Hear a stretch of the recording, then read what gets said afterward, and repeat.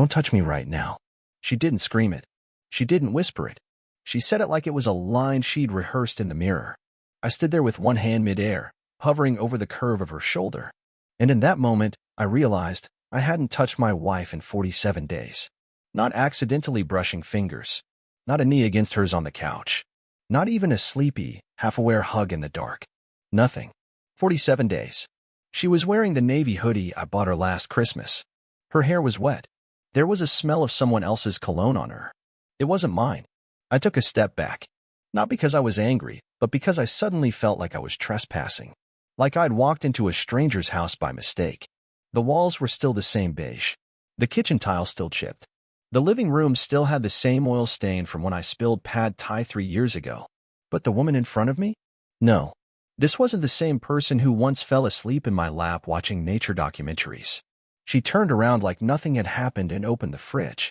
"We're out of oat milk," she said. "Can you grab some tomorrow?" I didn't respond, because that's when I noticed her phone screen light up on the counter. A message preview. "Still thinking about this morning. You're unreal." No name. Just a heart emoji. She didn't see me read it. She didn't even notice I was still standing there. I walked out the front door without saying anything. Just walked. Past the mailbox I painted for her birthday. Past the car she told me not to park too close to the hedge. I walked until my legs burned and my throat tightened. That night, I slept in the guest room. She didn't ask why. The next morning, she posted a photo of her coffee on Instagram with the caption "New Beginnings." I hadn't left yet, but she had. That was the day I stopped waiting for her to come back and started preparing her ending. Because if she thought, "Don't touch me right now," was a boundary, she had no idea what I was capable of once I stopped begging to be loved. She didn't knock on the guest room door that night. I waited, like a fool. I listened for footsteps, for the soft creak of the hallway floor, for any sign that she cared I wasn't beside her. Nothing. Just silence, heavy and humiliating. At 2:14 a.m., I opened my phone and scrolled up through our old texts before everything turned robotic. Her "I love yous" back then were unprovoked. Now they didn't come at all. I still remember one message from 2 years ago that said, "You make the world less sharp." That version of her had disappeared, and whoever remained was sharper than ever. Razor sharp. Cold and surgical. Like everything was being dissected without anesthesia, and I was the experiment. The next morning, she hummed in the kitchen. Actually hummed. A pop song. Cheerful. I sat on the edge of the guest bed, listening, wondering if I'd dreamt the night before. But then I heard her phone vibrate. Not once. Not twice. 5 times. I counted. She was laughing on the call by the 3rd ring. Quietly, but laughing. Not like when we used to laugh over dumb rom-coms or our failed attempt at salsa dancing. This laugh was different. Careless. Like someone had reached in and twisted something sacred. And that's when it stopped being about jealousy. It became about truth. I didn't confront her. That would have made me just another obstacle in her day. Instead, I started documenting. I saved screenshots. Took photos of the screen when her phone lit up. Synced her calendar to my tablet when she wasn't looking. I didn't know what I was looking for yet, but I knew I needed proof, not for the courts, not even for friends. I needed myself to believe that I wasn't crazy. The next Friday, she told me she was going to an art class downtown. Said it was a 3-hour workshop on watercolor technique. I offered to drive her. She smiled, too sweetly, and said, "No need, babe. You'd be bored out of your mind." Babe. A word she hadn't used on me in months. It landed like acid. So I followed her. I waited 30 minutes after she left, then took my car. Kept a safe distance. Tracked her down through traffic until she pulled into the side parking lot of a boutique hotel called the White Fern. I watched from across the street as she got out. She wasn't carrying paint supplies. She was carrying lingerie. I recognized the little red bag from the boutique she used to avoid because it was too flashy. A man in a charcoal blazer opened the door for her before she could even knock. He didn't look like someone she'd met last week. He looked like someone who already knew the color of her bedroom walls. I didn't go in. I didn't make a scene. I just took the photo. One single photo of them together at the door, her smiling like she hadn't smiled at me in 2 years. That image would stay burned in my skull, but also saved to 3 cloud accounts, just in case I ever doubted my memory or needed to prove I wasn't the insane one. When she came home later that night, her hair still damp, she looked at me sitting at the dining table like I was a misplaced decoration. "How was your class?" I asked without raising my voice. It was expressive, she said, putting her phone down carefully. We painted roses. I looked her straight in the eyes and replied, "Funny. You came back without your paintbrush." For a second, I thought her expression cracked. Just a second. Then she smirked, turned away, and said, "You're reading into things again." I didn't respond. I simply stood up, grabbed my jacket, and walked out. Not forever. Just long enough to make her think maybe I was done trying. The next day, she cried. Not in front of me, of course not. But I saw it in the security footage I forgot to tell her I had installed outside the house 2 weeks earlier. She was standing on the porch, staring out at the driveway, wiping her eyes like someone who realized a foundation was crumbling. She had no idea that it wasn't over yet. Not by a long shot. Because if I couldn't have the truth, I was going to force her to confront it herself, piece by piece. And when I was done, she wouldn't be humming anymore. I didn't confront her after the hotel photo. That would have been the instinctive thing to do, slap the truth down on the table and ask for an explanation. But I wasn't interested in explanations anymore. I wanted her to reveal it herself. I wanted to watch her unravel. Not out of cruelty, but because after years of shrinking myself to fit her expectations, I needed to watch what happened when I stopped holding everything together. So I began a game. Silent, precise, controlled. And she didn't even know she was playing. The first thing I did was cancel the automatic grocery orders. It was small, almost invisible. But she noticed it by day 3 when she opened the fridge and asked, "Did you forget the Instacart order?" I shrugged. Probably. That night, she ate dry cereal and said nothing. One crack. Then I stopped replying to her texts. Nothing dramatic, just delayed. Hours, sometimes all day. I was always polite, never cold. "Sorry, had a busy afternoon. Didn't see your message until now." She started asking, "Is everything okay?" And I would respond with something vague like, "Just tired." But the real shift happened when I stopped asking her anything. No, "How was your day?" No, "What do you want for dinner?" I became a mirror, reflecting whatever energy she gave me. And when she realized the spotlight was no longer on her, she started flickering, desperate for a reaction. She made an effort again. Wore lipstick to the dinner table. Watched documentaries with me on the couch, even though she scrolled through her phone the whole time. She even suggested we take a weekend road trip. To reconnect, she said. That's when I knew she could feel it. That distant vacuum of me stepping out of the role of the emotionally available husband, the one who forgave, who asked, who tried. The version of me that buffered her guilt? He was gone. And without him, she didn't know who she was. But the best move was the one she never saw coming. I printed the photo of her and the man at the hotel, not digitally. I had it developed, printed in matte, and slid it inside a blank birthday card. No message. Just the image. Then I waited for the perfect moment. It came a week later when she told me she was going to a coworker's baby shower. She dressed up, wore perfume she hadn't touched in months, and left in a rush. I placed the envelope in her makeup drawer. Second layer down. Not hidden, just enough out of sight that she'd find it when she was alone, getting ready, or reapplying her mascara. Somewhere private. I didn't want the confrontation. I wanted the wait. That same day, I packed a bag and drove 3 hours north to my cousin Warren's cabin. I didn't leave a note. Didn't turn off my phone. I simply became unreachable. I wanted her to sit with it. Sit with that image of herself walking into a hotel room with a man whose name I never needed to know. I turned my phone off once I arrived at the cabin. I brought no laptop, no distractions, just logs to burn and silence to think. For 2 full days, I existed off the grid, letting her spiral. I imagined her tearing through the house, checking voicemail, maybe even calling my coworkers. I imagined the moment she found the envelope, opened it, and saw herself in it, not a selfie, not something she could filter or explain away, but raw proof. When I turned my phone back on, there were 12 missed calls. 6 messages. The first 4 were mild. "Hey, just checking in. Where are you?" Then came, "Did you go through my things?" And finally, a simple one. "Please call me." I didn't respond. I wasn't ready yet. The next day, I came home like nothing happened. She was standing in the doorway, barefoot, looking like she hadn't slept. Her eyes were rimmed in red, but she didn't cry in front of me. She never did. "Why would you leave that photo like that?" she asked, her voice thin. I walked past her, hung up my coat, and said, "You always told me you hated surprises. I figured this one wouldn't disappoint." She followed me into the kitchen, asking questions I didn't answer. "How long have you known? Did you follow me? Are you going to tell anyone?" Her voice was quick, strained, afraid not of me, but of what might come next.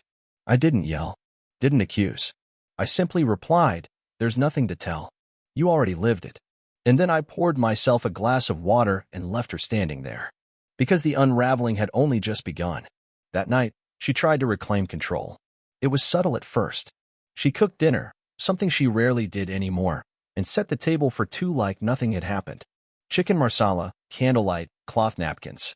I watched her light the wick with trembling hands and sit down opposite me like this was some twisted date night, like the ghost of our old life could be summoned if she just performed the routine well enough. I didn't speak. I ate. Slowly. Deliberately. Every bite was mechanical, like I was chewing through drywall. Halfway through, she said, "So you've known for a while." It wasn't a question, but an admission. She was testing me, waiting to see how deep the knife had gone. I set my fork down and looked at her. "Since the first time you told me you were tired, but your hair was freshly washed and your phone was dead silent." She flinched. Not dramatically, but just enough for me to notice the crack in her mask. She nodded slowly, pushed food around her plate, and then whispered something that I honestly think she hadn't planned to say out loud. I thought I could control it, that it would stay small. She couldn't even call it what it was. Not a mistake. Not infidelity. Just it. As if naming it would make it real. But I didn't respond. I had no interest in helping her confess. I wasn't her priest. Later that evening, I found her sitting on the floor in our walk-in closet, knees pulled to her chest, staring at the shoebox where she kept old letters from me. Letters I hadn't seen in years. She didn't touch them. Just stared at the box like it was holding some ancient version of herself she'd lost the password to. "I never wanted this to become war," she said suddenly. "I didn't think it would hurt you this way." That was the moment. The moment I realized she had convinced herself that what she did wasn't violent. That stepping out of the marriage, lying, sleeping with someone else, and pretending to still love me, it was all forgivable because she hadn't thrown plates or screamed. She believed because she had been quiet about it, it didn't count as cruelty. So I asked her, "When did you stop believing I mattered?" Her head snapped up. "That's not fair." "No," I said, folding my arms. "You think I didn't notice when you stopped asking me how I slept? When you left the room every time I tried to talk about anything that wasn't your life? I didn't stop caring. Then why'd you give yourself to someone else like I was a roommate with a mortgage?" Silence. And then, finally, she whispered, "Because I wanted to feel wanted." It didn't surprise me. What surprised me was how little it hurt to hear. The next morning, I found her car keys still on the hallway shelf. She hadn't left. She hadn't gone to work. Instead, she sat on the back porch in the same hoodie from the night before, drinking coffee and staring at the yard like it had answers. She didn't notice I was watching her through the blinds. That's when I made the second move. I contacted the leasing office for the apartment complex across town. One-bedroom unit, corner floor, no shared walls. I didn't even ask to see the place. I wired the deposit and signed the agreement under my middle name. Quietly. Without ceremony. That same afternoon, I packed a single suitcase, just the essentials. I left the rest. The shirts she never folded. The shoes she used to tease me for keeping too long. I left the wedding photo on the hallway wall, untouched. I didn't even flip it down. It didn't deserve the drama. I didn't leave a note this time either. Just one thing, a small envelope placed on her pillow. Inside was a printed screenshot of a bank transfer, half of the joint savings, down to the cent, with a message beneath it. "This is what fairness looks like." I walked out of the house without making a sound. No slamming doors. No dramatic music. Just the clicking of the handle and the soft hush of goodbye. And I swear to you, as I pulled out of the driveway, I didn't feel like I was leaving home. I felt like I was finally stepping into it. When I left the house, I didn't expect silence. I thought there would be texts, calls, maybe even a voicemail with carefully chosen words like regret or mistake. But the first 48 hours were nothing. No contact. No notification. Just the low hum of solitude in that small corner apartment with beige walls, a leaky faucet, and no memories baked into it yet. And that was the strange part. Peace didn't feel like relief at first. It felt like shock. Like after a car crash where you're walking around, untouched, but your brain hasn't caught up with your body. I kept expecting her to come through the door, still wearing that oversized hoodie, still smelling like whatever cologne wasn't mine. But she never did. And I realized something. Darla, yeah, I'll use her name now, wasn't looking for me. She was waiting to see if I would come crawling back. She'd mistaken silence for hesitation. What she didn't know was that I wasn't deciding, I was watching. 2 days after I left, she finally reached out.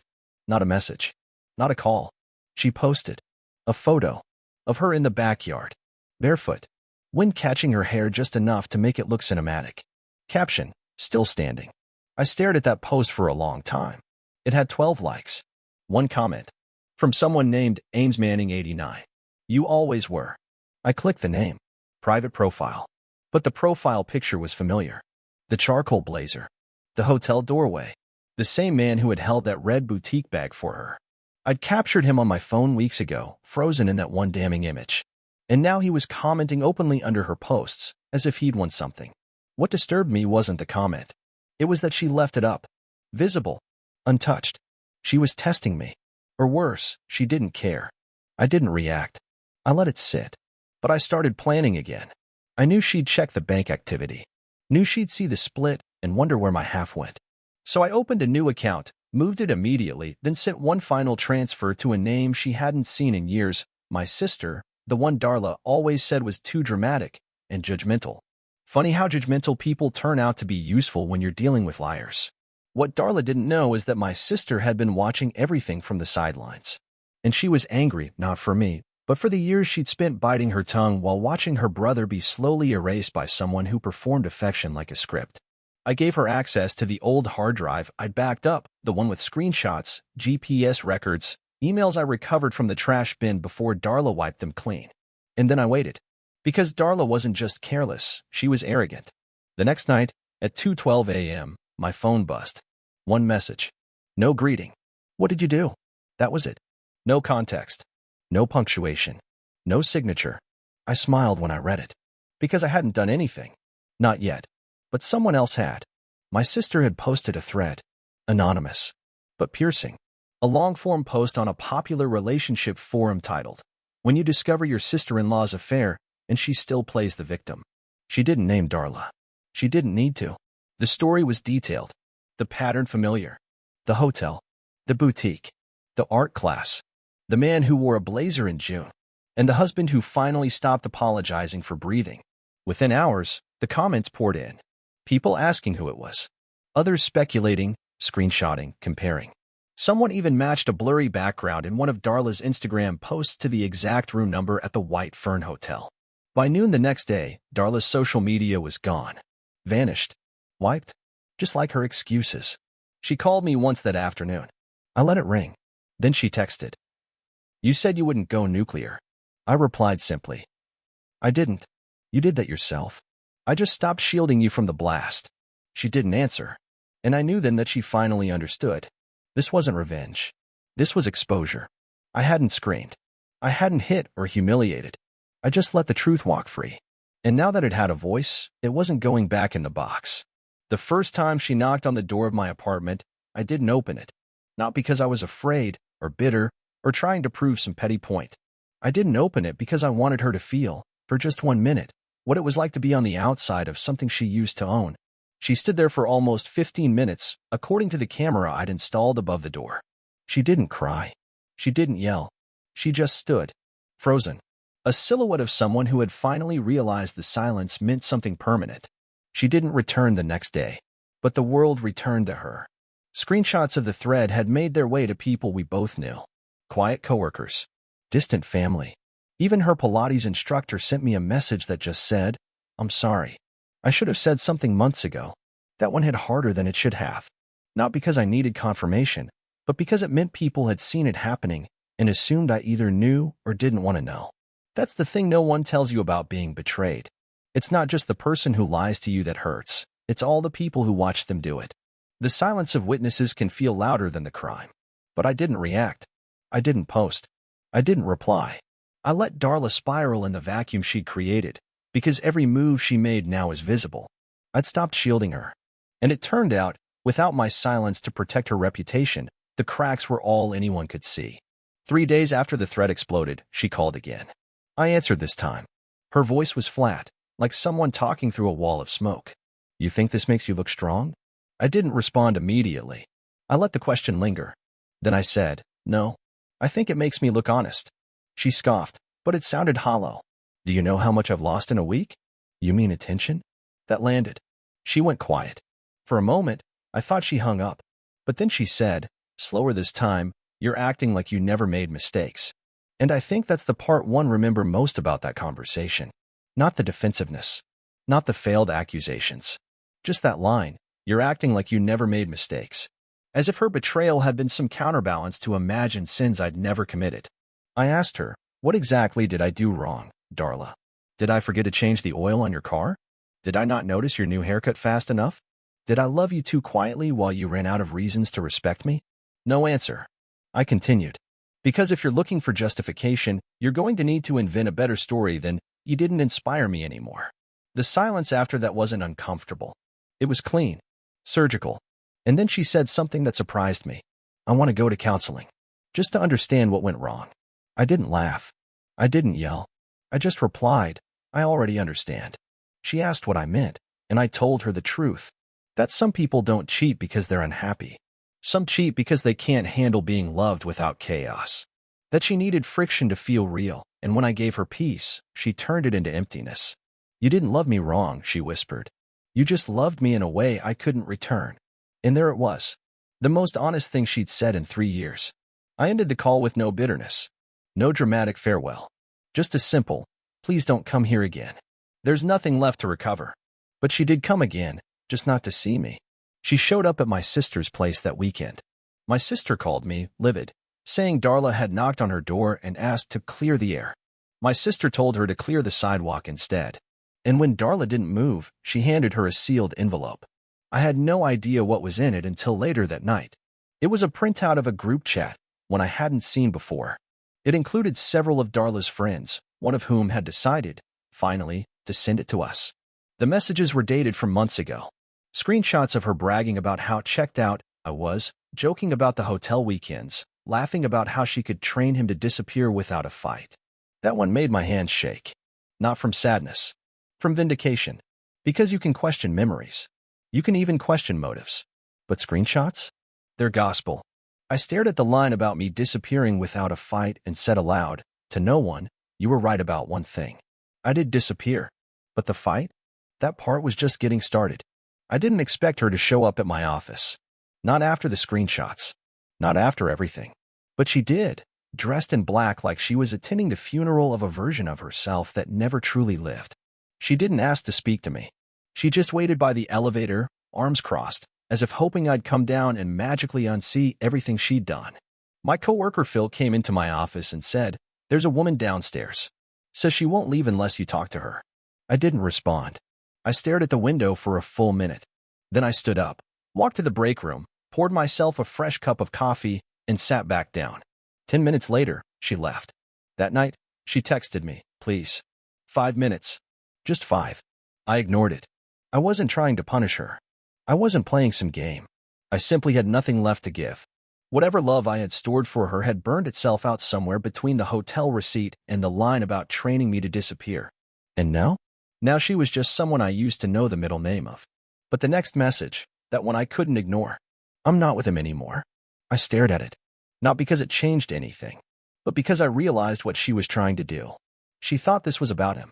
Like if she cut off the affair partner, the bridge to the past would magically be rebuilt. So I replied with the only thing I could say that still carried weight. I wasn't destroyed because of who you slept with, Darla. I was destroyed because of how easily you watched me fall apart and said nothing. She didn't text again that night, but she posted the next morning. An old photo of us, taken 3 years ago at a lake in Montana. I was holding a fish I didn't catch. She was laughing in the background. The caption said, there are things I can't fix, but I'll never forget the quiet way he held everything together. That post got over 200 likes, including one from her ex-affair partner. It was almost poetic. She was trying to repaint the past in public shades of nostalgia, as if that could soften the truth. But nostalgia without accountability is just manipulation in prettier font. A week later, she sent me a certified letter. Inside was a typed page. No heading. No signature. Just a single line. I didn't expect to break you. I thought you were unshakable.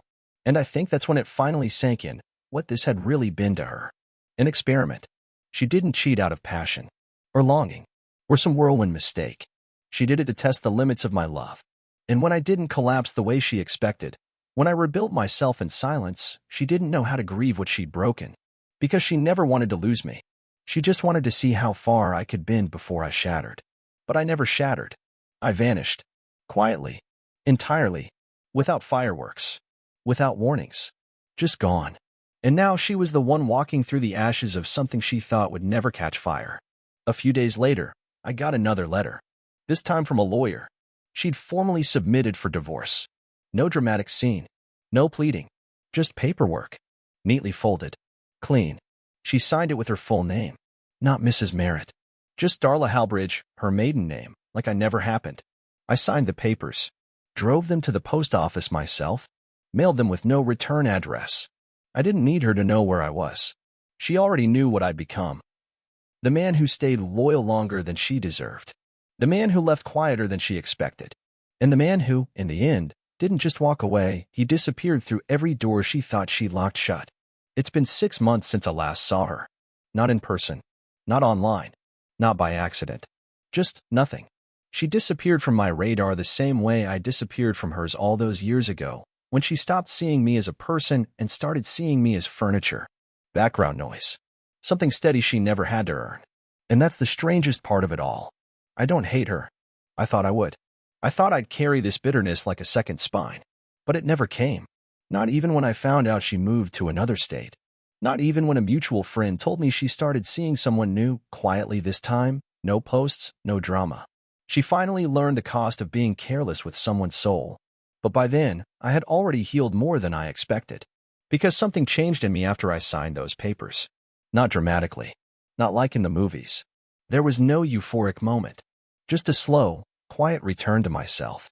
The self I hadn't seen in years. The man who used to laugh without waiting for permission. The man who made pancakes at midnight just because the craving hit. The man who used to paint in the garage even though he wasn't any good at it. I started painting again. Bad landscapes, mostly. Sunsets that looked like melted sherbet. Trees with too many branches. But I loved it. It reminded me that doing something purely for joy is an act of rebellion in a world that teaches us to measure everything. I made new friends. Not the kind who ask, what happened? But the kind who ask, what's next? One of them, her name's Mallory, runs the bookstore near my new place. I met her when she caught me rearranging all the books by color instead of genre. She didn't get annoyed.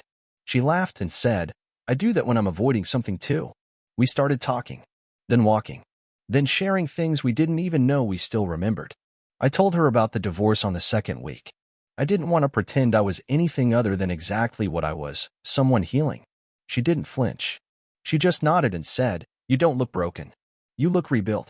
That line stayed with me. Because for the first time in a long time, I did feel rebuilt. Not glued together. Not patched.